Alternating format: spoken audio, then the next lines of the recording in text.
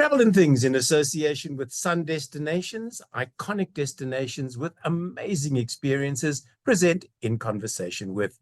I'm your host, David Batsoffen, and I am extremely pleased to be joined once again by the doyen of South African travel. And if this was England, she would be Dame Kate Turkington. Kate, good morning. Welcome to you.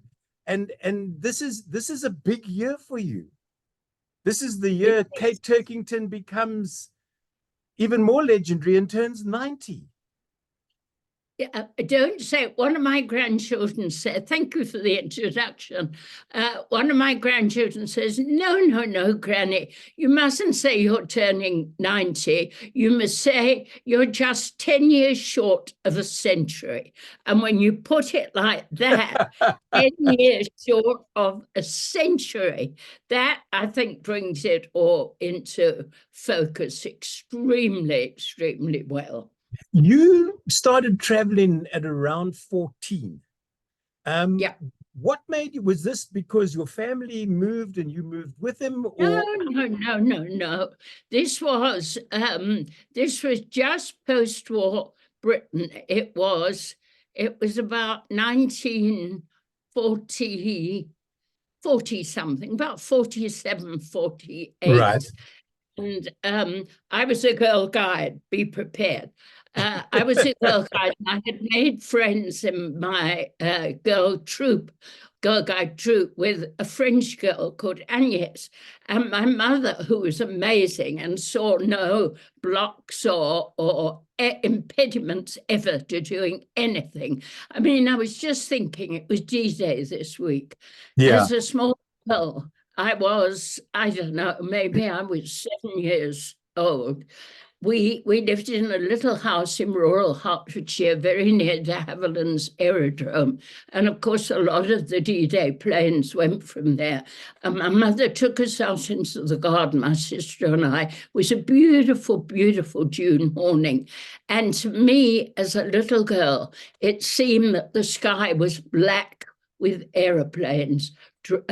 Wave after wave after wave of aeroplanes thundered over because they'd only just taken off.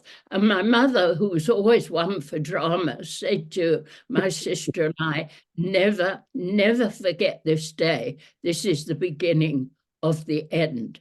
And of course, I never have forgotten that day. So, but it's not it wasn't the end, Kate. Certainly not. Otherwise, you and I would not be talking.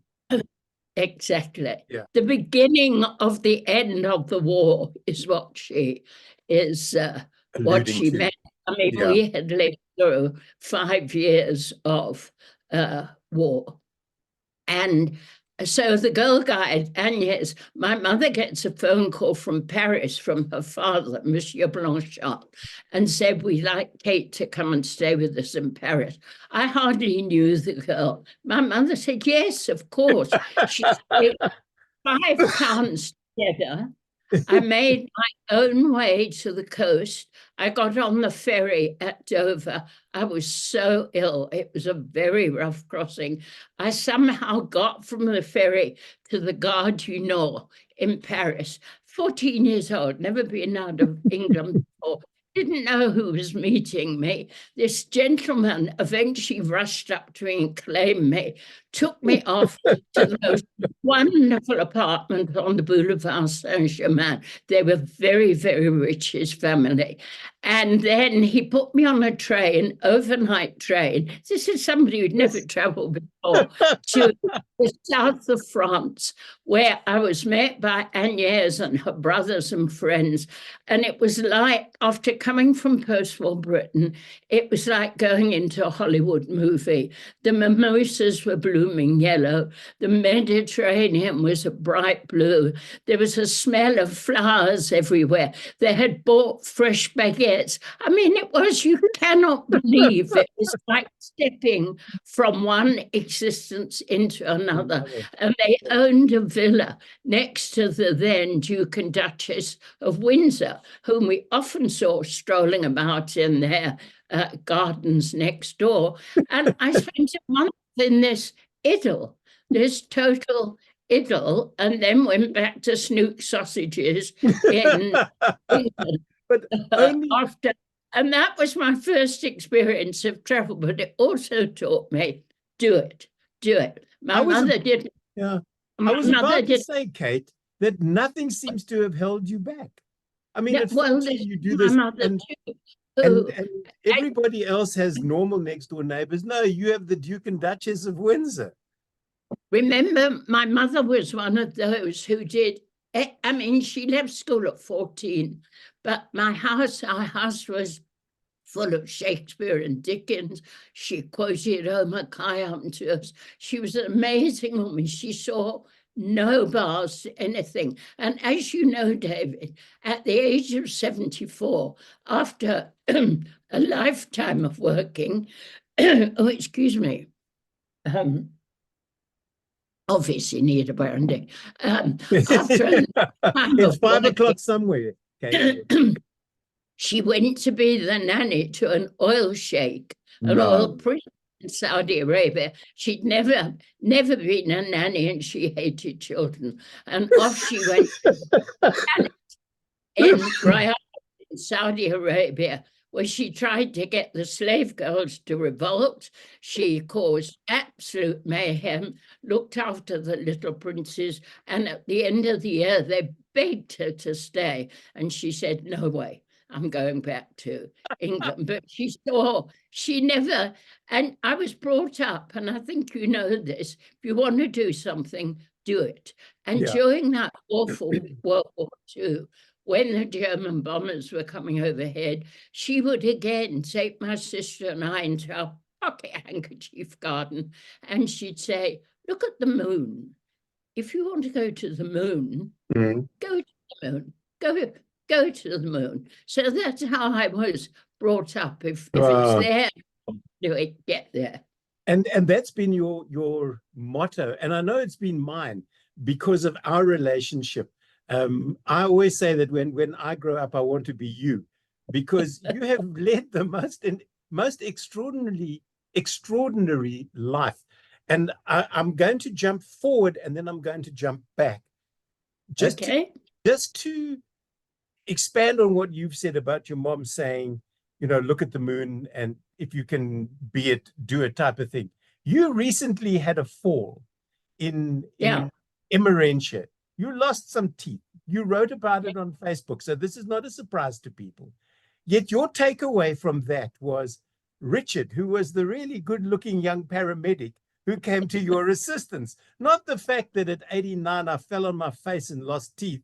No, there was Richard, my angel in disguise.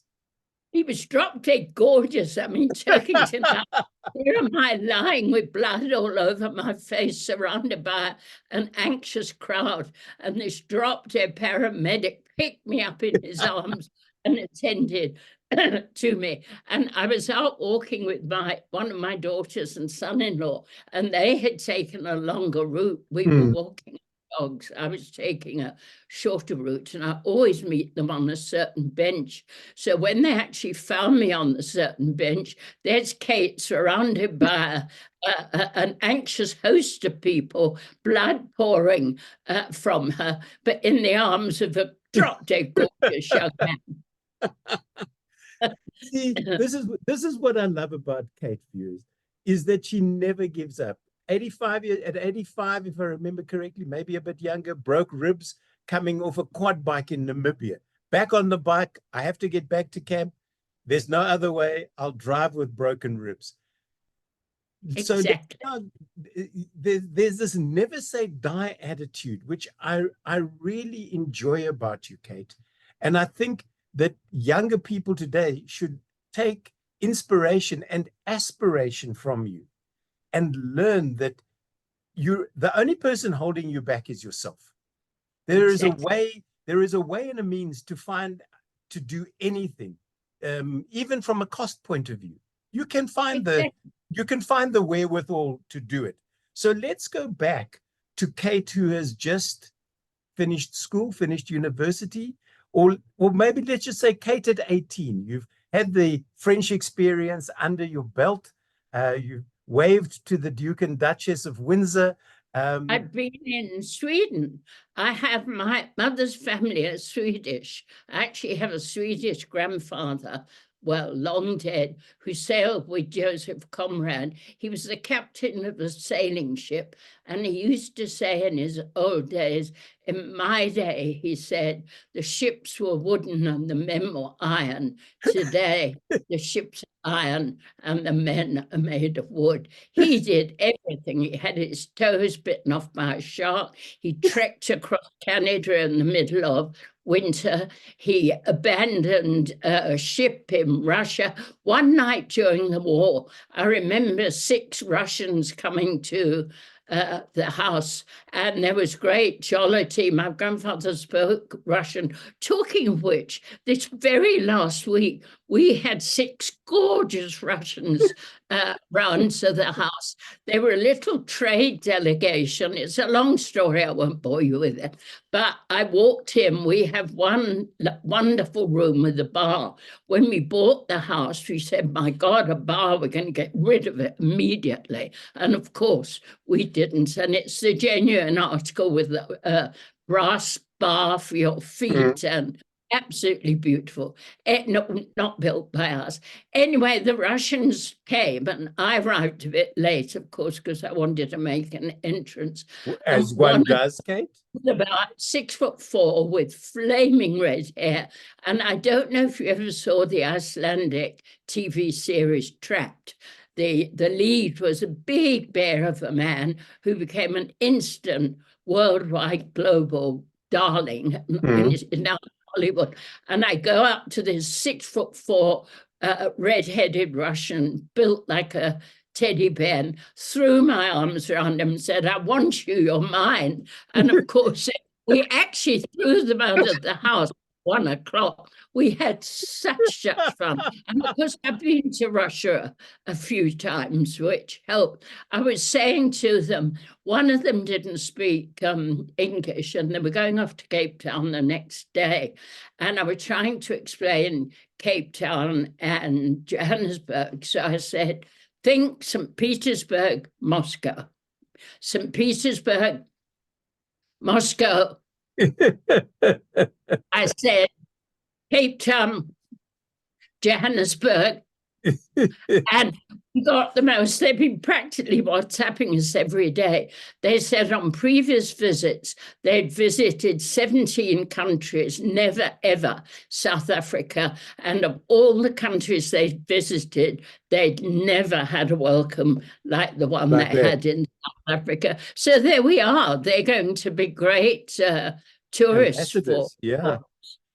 Kate, going back to an 18-year-old Kate. Yeah.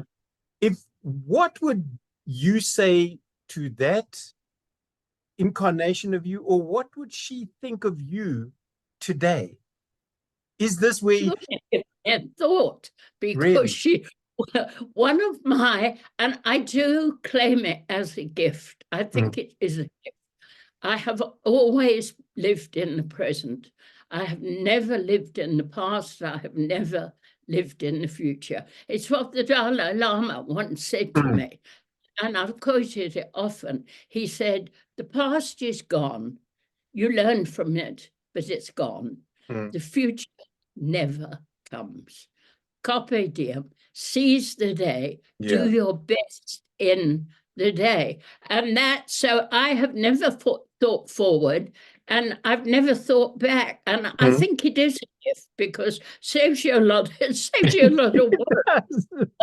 So that 18-year-old she wouldn't have given a thought to the future, because she was so obsessed with the present and what was going on, had just gone up to university, was having the time of her life. No, she wouldn't have. Okay. She would have forward.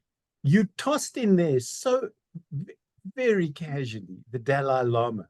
When I met him, he said, "What have there been any other people that you can sort of toss out? Let's name drop for a bit, and share some of the people that our viewers, or that my viewers, would know."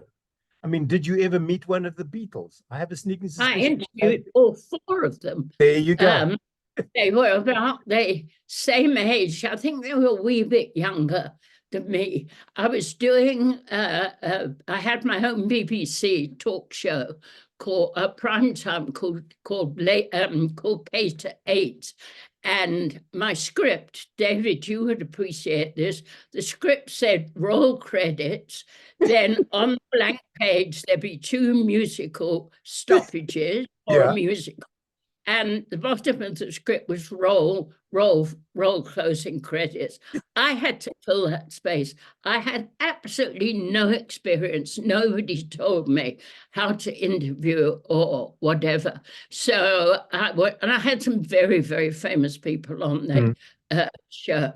And Alan and I, my late husband, used to make up a whole lot of questions. But as you know, as an interviewer, the best thing you can do as an interviewer is to listen. Yeah. And when I teach interviewers, I say, have your 5 questions, do your research, but be prepared to throw them away if you're listening.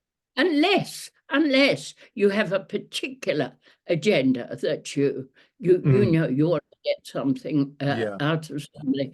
So this was the 60s. So most of the rock groups I interviewed, not the Rolling Stones, they never came my way. They never rolled my way. But they, you know, Jerry and the Pacemakers and Herman Hermits, and then people like Rolf Harris, and you know, some of the people whose star has waned a little now. Yeah, just a tad.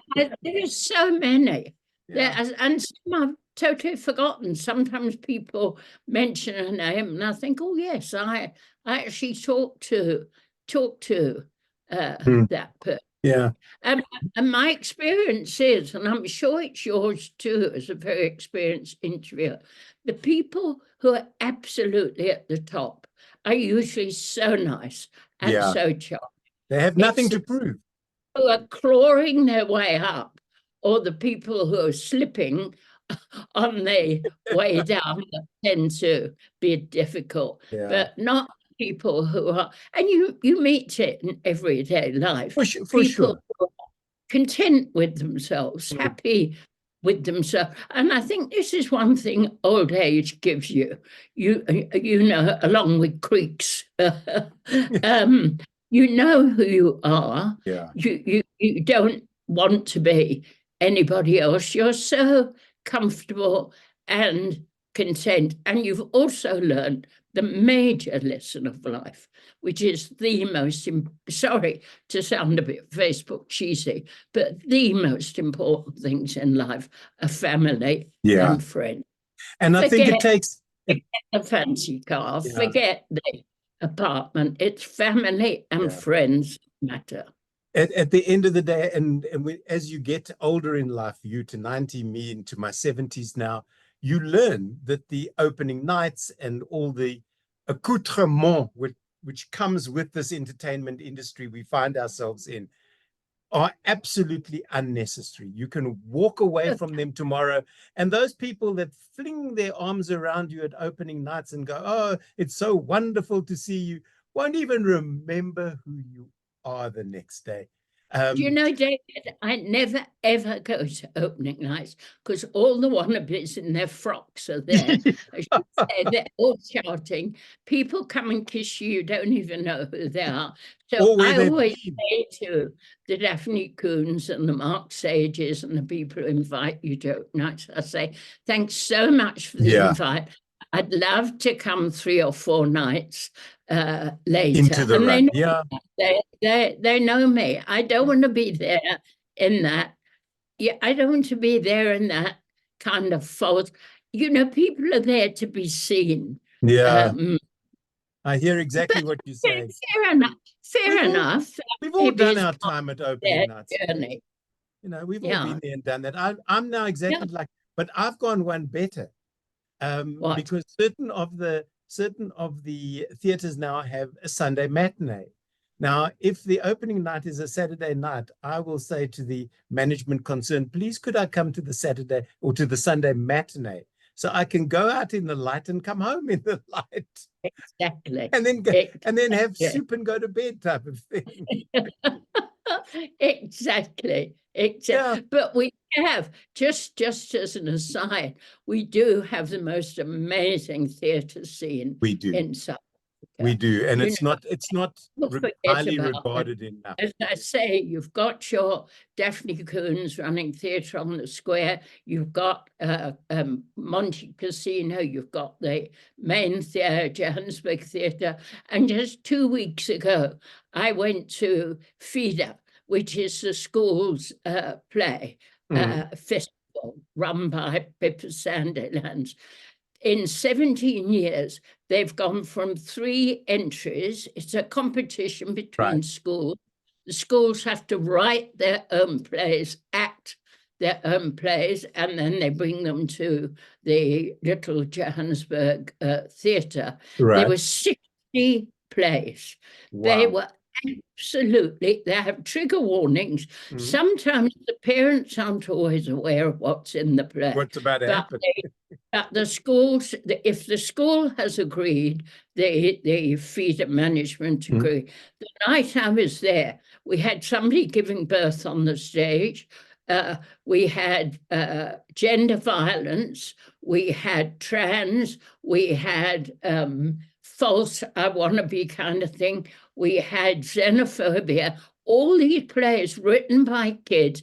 At one stage, Pippa was telling me she had 100 children on the stage. Wow. Sometimes there were 30 kids. And I must tell you, the winning play, because you would love this. Remember, they had to write their own plays.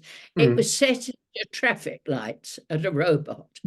There was a mime in full silver paint, never moved throughout the whole production, only 20 minutes of plays. There were the kids with the boxes dancing. There was a pastor saying, the end of the world is nigh. There was a policeman taking a bribe. I mean, there was a storyline, but it was a microcosm of what we see every day. South Africa. It was brilliant and all thought up by the kids themselves. No, that is our hope in South Africa. Bodes the well kids, they know what's going. They know what's going on, and they're so super smart. They're so super smart. Why? And have to raise a flag for us and our colleagues here because we have a free media. Well, we've got free media. We are safe. Once we lose that, if you go, I travel a lot, Uganda, Tanzania, everywhere. There is no free media. Journalists arrested. Nigeria, Ghana, you can't say a word. If you and I wanted to say we think the president is awful, nothing would happen to us.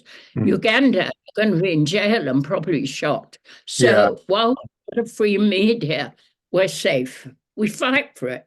We fight for it. I think we have to, Kate. Let's go back to Kate in England. Was your path from England to Southern Africa direct, or did you go via Not at all. Not at all. I mean, when I think back to it, I go to university, I'm 18. At 19, I'm engaged to be married to a fellow student from Oxford. At 20, I'm married. At 21, I'm living in a tiny, tiny, tiny village in deepest, darkest Nigeria, the only non-Nigerian for at least 100 miles. And I was telling this to one of the grandchildren the other day, and she said, why do you say non-Nigerian, Granny? I said, because in West Africa, there's no such thing as whites and blacks. Right. And term opprobrium, or the term black was opprobrium. So you were a Nigerian, or you were a or an expat, or there was no racism or black and white. It took me years after coming to South Africa to call somebody black, because it was a term of opprobrium. And in fact, here's a story for you. My son, who was born in pre-colonial Nigeria, a few years ago, had to get his birth certificate, had to get a new passport, so had to take his birth certificate into Pretoria in those days. There was such hilarity that the ambassador came out to look at this historical document because of it says non-native. Only in the Turkish family. So I went to West Africa. I taught, I became chief examiner for English-speaking West Africa for O-level English at a very young age. Then went back to the UK and lived in Ireland for 7 years and very, very happily loved Ireland. I love Ireland. And then one day, my husband and I said, you know, we're in our 30s, we're so comfortable here, we need to see more of the world. So he applied for all sorts of jobs, and the very first job he got offered was in South Africa. So he came to South Africa. We knew nothing about South Africa. You've got to remember, David, this is almost pre-tele. Nobody knew. Yeah. Maybe we'd heard the name Mandela, maybe, but South Africa wasn't on anybody's wavelength at that stage. So we came to South Africa for 2 years, and that was 52 years ago. And of course, I'm working for the BBC. So I thought, oh, I'll work for the SABC. So I arrived, walked into the SABC. Now you can imagine the SABC in those days. And of course, walked straight out again. I was going to say, did the revolving door just straight back out? And again, not, and often, you know, I'm asked to be a mentor to young women or whatever. I say I'm not the right person because I have never planned my life. I have ricocheted from one thing to another. I've taken opportunities. I've made opportunities. But you know, I haven't planned in 10 years. The only thing I did plan were my 4 children. I did decide, let's have a baby, let's have a baby, let's have a baby. Otherwise, a totally unplanned, unregulated life. And what a wonderful life you've had. You really and truly are living it. And to keep with the theme, because we've looked a bit at the past, and you said you don't really worry about the future. So I'm running out of time. We've got about 8 minutes left, you and I. Talking to you is always like this. Time just vanishes. So where does Kate find herself currently? I know that in 2024, you've been to South America. What have you got planned for today or tomorrow or your next travel trip? Well, I've told you I don't plan. I'm just doing some local travel. I'm going down to Cape Town in July. I'm not a big Cape fan, but I'm going to stay with a very good friend who happens to live on the waterfront, which is very handy. Right. So we're going to the Norval Art Museum, and I've trained the people in the aquarium. I'm doing a tour of the aquarium. I'm doing all sorts of things I haven't done, also visiting a couple of grandchildren who are at UCT. And then at the weekend, 2 of my daughters gave me the most wonderful pre-birthday present and told me, because for 30 years or more as a family, we've been going to Kruger, and they were going to Kruger for 5 nights in August. Wonderful. There'll only be 3 of the 9 grandchildren because they're either at university or working or whatever, but it's going to be wonderful. Then I'm having, of course, the party to end all parties. I was about to say, Johannesburg, beware. If I was you... Beware. Leave Joburg in September because it's Kate's birthday, and unless you're invited, you need to be out of the town. And I haven't told you the theme yet. You'll get that when you get the final invitation. It's going to be fabulous. I was thinking Costa Rica next year, but one of my daughters has just come back and she said, you know, it's wonderful, but it's very, very physical. I mean, the zip line they did, one of the lines was a kilometer long. So I think I'd love to go, but it's far. I don't know. We'll go somewhere. I'll go you know, I travel with a group of friends and we do everything and we try everything. We've been from Tibet to Turkey, from Russia to Romania. You From the name Arctic it. to We'll find Antarctica and somewhere everything in wonderful. between.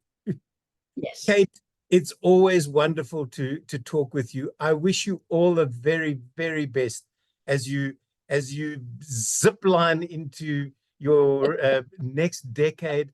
I look forward to this being at this party, and thank you for making me part of your community. And thank you for putting me on my ladder in this industry that we both find ourselves in. So looking at the slide that's on the screen at the moment, yes, really, a life. Absolutely. Kate Turkington, Dame Kate Turkington, why not? I will speak to Charles over the weekend. We'll make it happen. Definitely. Definitely. Kate, thank Thanks, you. David. Thank you. Thank you.